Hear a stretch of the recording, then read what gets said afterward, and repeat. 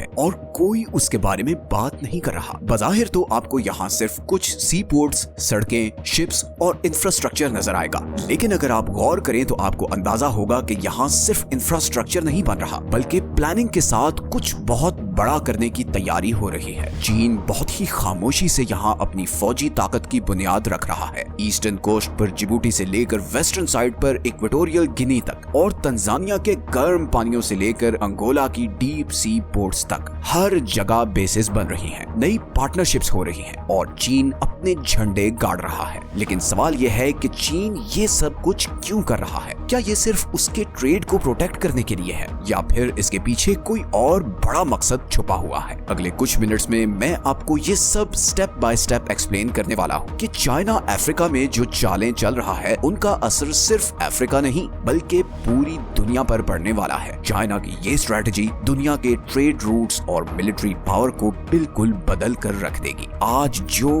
कुछ अफ्रीका में हो रहा है वो ये डिसाइड करेगा कि कल दुनिया के समुद्रों और इकोनॉमी का कंट्रोल किसके पास होगा। एक बार फिर आप सबसे रिक्वेस्ट है कि चैनल को सब्सक्राइब कर लें, क्योंकि इससे हमारी वीडियोस की रीच बढ़ती है और हमें मोटिवेशन मिलती है कि हम ऐसी और भी इंटरेस्टिंग वीडियोस आपके लिए बनाते रहें। इस सब की शुरुआत हुई जिबूटी से, हॉर्न ऑफ अफ्रीका के पास मौजूद एक छोटा सा मुल्क जिसे मैप पर ढूंढना भी मुश्किल है, मगर वर्ल्ड जियोपॉलिटिक्स में इसकी इंपॉर्टेंस बहुत ज्यादा है। 2017 में चाइना ने यहाँ पर अपना पहला फौजी अड्डा बनाया। इस मिलिट्री बेस के पास ही बाबल मंदेब स्ट्रेट है, दुनिया का एक बहुत ही इंपॉर्टेंट चोक पॉइंट। हर रोज यहाँ से पूरी दुनिया का 10% ट्रेड गुजरता है, जिसमें ऑयल, गैस और इंडस्ट्रियल सामान शामिल है। ये ट्रेड इंडियन ओशन से होता हुआ इसी स्ट्रेट के जरिए रेड सी में आता है और फिर स्वेज कनाल को क्रॉस करके यूरोप को जाता है। तो जिसके पास भी इस चोक पॉइंट का कंट्रोल होगा वो दुनिया का ट्रेड कंट्रोल कर सकता है। चाइना की जिबूटी में कोई छोटी मोटी बेस नहीं है, ये बहुत बड़ा सेटअप है। सैटेलाइट इमेजेस से पता चलता है कि यहाँ बंकर्स हैं, अंडरग्राउंड फैसिलिटीज हैं, एक डीप वाटर पोर्ट है जहाँ एयरक्राफ्ट कैरियर्स तक खड़े कर सकते हैं। यहाँ आपको चाइनीज फौजी भी नजर आएंगे, जिसका मतलब है कि ये बेस पूरी तरह ऑपरेशनल है। लेकिन सबसे इंटरेस्टिंग बात यह है कि ये चाइनीज बेस अमेरिकन, फ्रेंच और जापानीज बेसिस के बिल्कुल पास है। तो बेसिकली चाइना,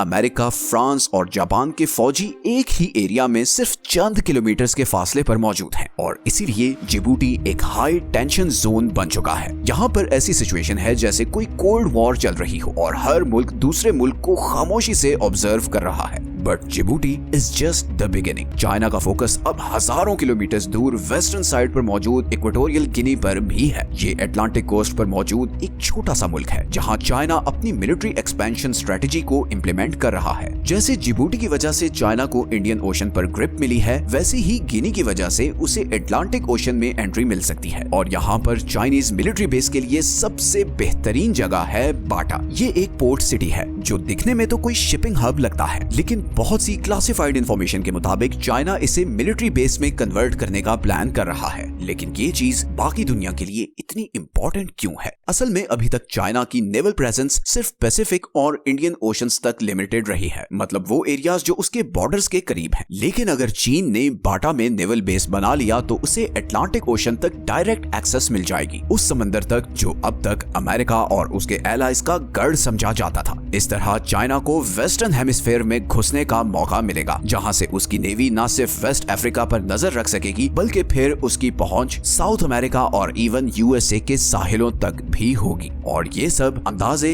या थ्योरीज नहीं है। लीक हुई इंटेलिजेंस रिपोर्ट्स और अमेरिकन डिफेंस असेसमेंट्स के मुताबिक चीनी फौज गिनी के इस पोर्ट को अपने जंगी जहाजों को रिफ्यूल करने और उन्हें हथियार सप्लाई करने के लिए यूज कर सकती है। ये एक बहुत बड़ी डेवलपमेंट है, क्योंकि अभी तक तो चाइना की नेवी को एशिया से बाहर ऑपरेट करने के लिए बहुत दूर बेसिस पर रिलाई करना पड़ता था। लेकिन अगर ये बेस एक्टिव हो गया तो चाइनीज नेवी को एक ऐसी फॉरवर्ड पोजीशन मिल जाएगी जो इससे पहले सिर्फ अमेरिका के पास थी, और इसीलिए अमेरिका बहुत परेशान है और उसने इस पूरी सूरत हाल को नेशनल सिक्योरिटी थ्रेट डिक्लेयर कर दिया है। और इसकी वजह यह है कि ऐसा पहली बार होगा कि कोई और सुपर पावर उस रीजन में अपनी मिलिट्री बेस बनाएगी जहां वर्ल्ड वॉर 2 के बाद से सिर्फ अमेरिका का राज रहा है। जरा सोचें कि कुछ साल पहले तक चाइना की अपने रीजन से बाहर एक भी मिलिट्री बेस नहीं थी, और आज चाइना दुनिया भर में अपनी मिलिट्री प्रेजेंस बढ़ा रहा है और इक्वेटोरियल गिनी उसके लिए अटलांटिक ओशन में सबसे अहम मोर्चा बन सकता है। अगर ये बेस ऑपरेशनल हो गया तो चाइना ना सिर्फ एशिया में अमेरिका को चैलेंज कर रहा होगा, बल्कि वो अटलांटिक ओशन में भी डायरेक्टली अमेरिका के सामने खड़ा होगा। And that's not just a strategy, it's a bold geopolitical message, क्योंकि ये बेस अटलांटिक ओशन के सारे नेवल डायनामिक्स को बदल कर रख देगी। एक ऐसा समुंदर जिसे अमेरिका बरसों से डोमिनेट करता आया है। और चाइना के अटलांटिक एम्बिशन सिर्फ गिनी पर ही नहीं रुकते, बल्कि इसी कोस्ट लाइन पर थोड़ा सा ऊपर गैबॉन है, नेचुरल रिसोर्सेज से माला माल एक और मुल्क जहां चाइना ओपनली तो कोई मिलिट्री बेस नहीं बना रहा, लेकिन जो कुछ वो वहां कर रहा है वो बेस बनाने से कम नहीं है। चाइना गैबॉन में खामोशी से कुछ सीक्रेट ट्रेड डील्स और मिलिट्री एग्रीमेंट्स कर रहा है। अप्रैल 2023 में चाइना ने गैबॉन के साथ अपने रिलेशंस को ऑफिशियली अपग्रेड किया और उसे नाम दिया कॉम्प्रिहेंसिव स्ट्रेटेजिक कोऑपरेटिव पार्टनरशिप। अब सुनने में तो ये सिर्फ कोई डिप्लोमेटिक टर्म लगती है, लेकिन इसकी आड़ में चाइना गैबॉन में ना सिर्फ हैवी इन्वेस्टमेंट कर रहा है, बल्कि उसके साथ सीक्रेट मिलिट्री डील्स भी कर रहा है। अभी तक गैबॉन की गवर्नमेंट ने यहाँ पर किसी चाइनीज मिलिट्री बेस की प्रेजेंस को कंफर्म नहीं किया, लेकिन बहुत से एनालिस्ट्स का ख्याल है कि ट्रेड के नाम पर होने वाली ये पार्टनरशिप बहुत जल्द सिक्योरिटी अरेंजमेंट्स में बदल जाएगी, क्योंकि चाइना की हमेशा से ये स्ट्रेटेजी रही है कि इकोनॉमिक्स के जरिए किसी मुल्क में घुसो और फिर आहिस्ता आहिस्ता वहां पर अपनी मिलिट्री प्रेजेंस बढ़ाना शुरू कर दो। और गैबॉन से थोड़ा ही नीचे अंगोला में चीन ने ये सब कुछ करके भी दिखा दिया है। अंगोला अपनी स्ट्रेटेजिक लोकेशन और नेचुरल रिसोर्सेज की वजह से एक बहुत इंपॉर्टेंट मुल्क है। चाइना 2007 से अंगोला का सबसे बड़ा ट्रेडिंग पार्टनर है। उसने अंगोला की ऑयल इंडस्ट्री, कंस्ट्रक्शन प्रोजेक्ट्स और पोर्ट्स में बिलियंस की इन्वेस्टमेंट की हैं और आज वो ना सिर्फ अंगोला का सबसे बड़ा ट्रेडिंग पार्टनर है, बल्कि उसको सबसे ज्यादा लोन देने वाला और सबसे बढ़कर सपोर्ट करने वाला कंट्री भी है। अंगोला का कैपिटल लुआंडा का पोर्ट चाइनीज इन्वेस्टमेंट का हब है। इस पोर्ट को चाइनीज इन्वेस्टमेंट से मॉडर्नाइज किया गया है। And here's where it gets interesting. इस पोर्ट का डुअल यूज डिजाइन है, मतलब ये ना सिर्फ कमर्शियल बल्कि military. Sir, paneer butter masala का 5 ईयर रिटर्न कैसा है और दाल तड़का का रिस्क प्रोफाइल क्या है? इन्वेस्टमेंट का हब है। इस पोर्ट को चाइनीज इन्वेस्टमेंट से मॉडर्नाइज किया गया है। And here's where it gets interesting. इस पोर्ट का डुअल यूज डिजाइन है, मतलब ये ना सिर्फ कमर्शियल बल्कि मिलिट्री शिप्स को भी हैंडल कर सकता है। यहाँ पर ऐसे बर्थ और लॉजिस्टिक सेटअप है जो हर तरह के नेवल ऑपरेशंस को सपोर्ट कर सकता है। मतलब आम हालात में तो ये पोर्ट बस ट्रेड और कार्गो हैंडल करेगा, लेकिन अगर कभी वॉर लाइक सिचुएशन होती है तो चाइना इसी पोर्ट को फौरन मिलिट्री फैसिलिटी में कन्वर्ट कर सकता है और यहाँ से अपने जंगी समुद्री जहाज और इवन सबमरीन्स को भी सपोर्ट कर सकता है। तो गैबॉन एंड अंगोला में शायद आज की डेट में चाइना की प्रॉपर मिलिट्री बेसिस ना हो, मगर चाइना की यहाँ पर मौजूदगी उसे बहुत सी ऑप्शंस देती है। और जियोपॉलिटिक्स में जिसके पास ज्यादा ऑप्शंस होती है, पावर भी उसी के पास होती है। जिबूटी और गिनी जैसे कंट्रीज में अपनी प्रेजेंस के जरिए चाइना अपने इन्फ्लुएंस का एक जाल बुन रहा है। और बात सिर्फ एक बेस या पोर्ट की नहीं है, ये कॉन्टिनेंट वाइड स्ट्रेटेजी है, जिसके जरिए बीजिंग को उस रीजन में पावर और डोमिनेंस मिलने वाली है जहां कभी वेस्टर्न पावर्स का राज था। लेकिन चीन सिर्फ वेस्ट अफ्रीका या सदर्न अफ्रीका में ही नए प्लान्स नहीं बना रहा, बल्कि अब वो उन प्लान्स को भी रीइंफोर्स कर रहा है जिनके बीज उसने कई साल पहले बोए थे। इस लॉन्ग टर्म स्ट्रेटेजी की सबसे बड़ी एग्जांपल है तंजानिया, एक ऐसा कंट्री जहां पर चाइना कोल्ड वॉर के टाइम से अपना इन्फ्लुएंस बढ़ाने में मगन है। 1960s और 70s में जब अफ्रीकन कंट्रीज आजादी हासिल कर रहे थे, तब चाइना को एक अपॉर्चुनिटी नजर आ रही थी, इन कंट्रीज के साथ ट्रस्ट डेवलप करने की अपॉर्चुनिटी। उस जमाने का सबसे मशहूर प्रोजेक्ट था तंजानिया ज़ैम्बिया रेलवे, एक बहुत बड़ा रेलवे नेटवर्क जो चाइना की मदद से बनाया गया था, जिसके जरिए ज़ैम्बिया अपनी चीजें तंजानिया के थ्रू बाकी दुनिया को एक्सपोर्ट करता था। ये सिर्फ एड नहीं थी, बल्कि अफ्रीका में अपना इन्फ्लुएंस बढ़ाने की चाइना की पहली कोशिश थी। और आज भी चाइना यही स्ट्रेटेजी फॉलो कर रहा है। उसने तंजानिया के पोर्ट्स,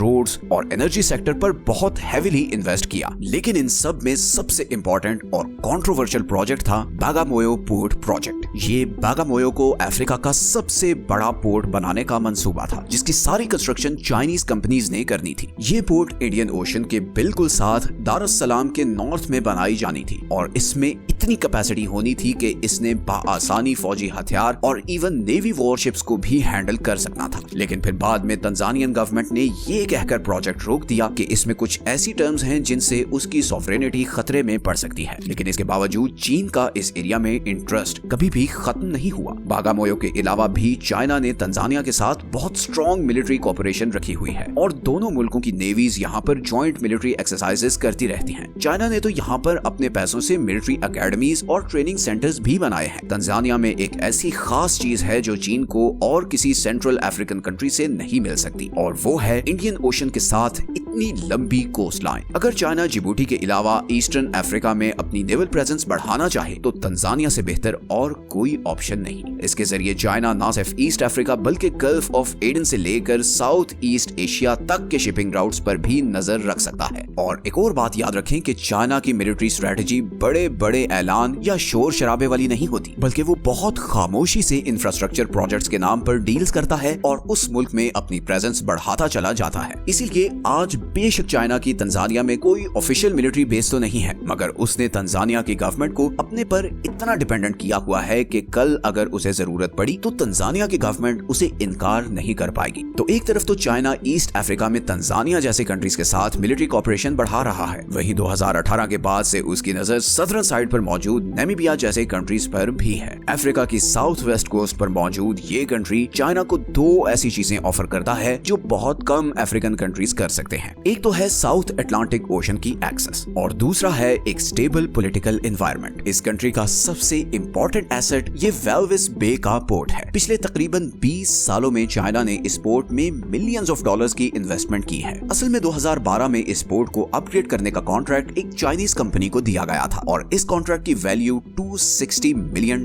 थी। अब बजाहिर तो ये पोर्ट कमर्शियल यूज के लिए बना है, मगर बहुत से एनालिस्ट्स का कहना है कि इस पोर्ट का भी डुअल डिजाइन है, यानी अगर जरूरत पड़े तो ये पोर्ट फॉरेन नेवल बेस में ट्रांसफॉर्म हो सकता है, क्योंकि यहाँ पर बड़े बड़े समुद्री जहाजों के लिए बर्थ हैं और एडवांस्ड किस्म का लॉजिस्टिक सेटअप है जो नॉर्मली नेवल बेसिस में ही होता है। तो अगर कल को कोई टेंशन बढ़ती है तो चाइना इस वेल्विस बे पोर्ट को फौजी अड्डे के तौर पर यूज करके अपनी नेवी को यहाँ पर खड़ा कर सकता है। And here's where it gets really interesting once again. अगर चीन ने इस वेल्विस बे और एंगोलिया में मौजूद लुआंडा पोर्ट, इन दोनों डुअल यूज पोर्ट्स को नेवल एक्सेस पॉइंट के तौर पर एक्टिवेट कर लिया तो उसे फिर आधे से ज्यादा अफ्रीका की कोस्ट लाइन का कंट्रोल हासिल हो जाएगा। ये बेसिस की एक कड़ी सी बन जाएगी जो नॉर्थ ईस्ट में जिबूटी से शुरू होकर तंजानिया से गुजरती हुई साउथ अटलांटिक ओशन तक जाएगी और इस तरह चीन तकरीबन पूरे अफ्रीकन कॉन्टिनेंट को न सिर्फ ट्रेड बल्कि मिलिट्री के लिहाज से भी घेरने की पोजीशन में आ जाएगा। इससे फिर China Latin America, southern Europe और गल्फ ऑफ गिनी से आने वाली सी ट्रैफिक को न सिर्फ मॉनिटर कर सकेगा बल्कि जरूरत पड़ने पर वो यहाँ पर इंटरफेयर भी कर सकेगा, और वो भी अपनी एशिया में मौजूद बेसिस पर रिलाय किए बगैर। तो चाइना अफ्रीका में शतरंज की एक बसात बिछा रहा है और उसमें वेल्विस बे